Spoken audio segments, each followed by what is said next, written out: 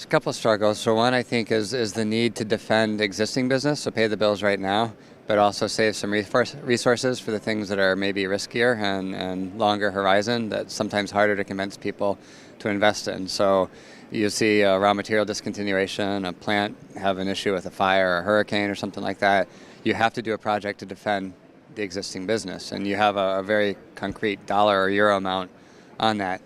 You have another hypothetical, we think this is going to be valuable, maybe worth a few million 3 or 4 years from now, but by the way, there's a lot of risk.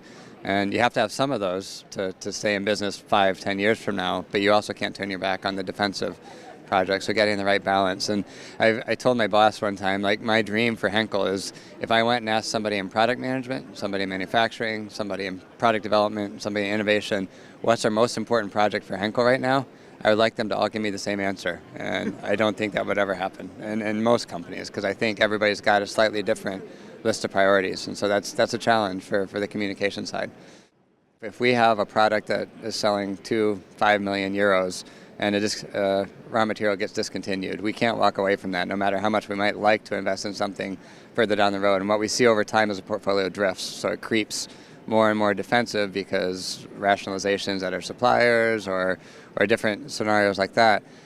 So there has to be somebody with the right sort of gatekeeping type authority to say, well, here's the ones that we can afford to wait on to make sure we invest. And we do get measured on innovation metrics. So first year sales of innovative products for 2018, forecast value, we have a target. And if we show that we're missing that, then it might be time to cut some of the defensives and emphasize some of our resource spend on the innovative products to make sure we catch up.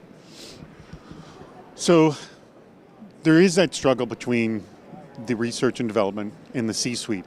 Is there something that R&D can do to ease the pain of the C-suite so they're not so tense all the time, like, deliver, deliver, deliver? So we hear from the C-suite that they embrace risk, and supposedly 86% of innovative projects should fail because if not, we're not being innovative enough.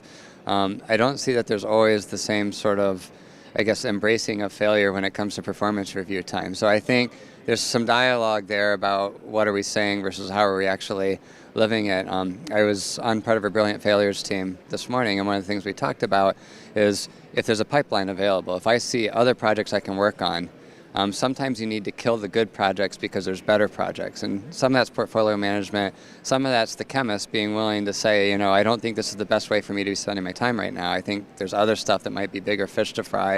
And then the marketing people to also buy into that as well. And I think within our steering unit structure, we have leadership teams that do get that balance. They talk about all functions, the marketing, commercialization side, the product development capabilities, the strategic element, and sometimes there's still a little bit of butting of heads, but I think we at least have the structure in place to address the conflicts.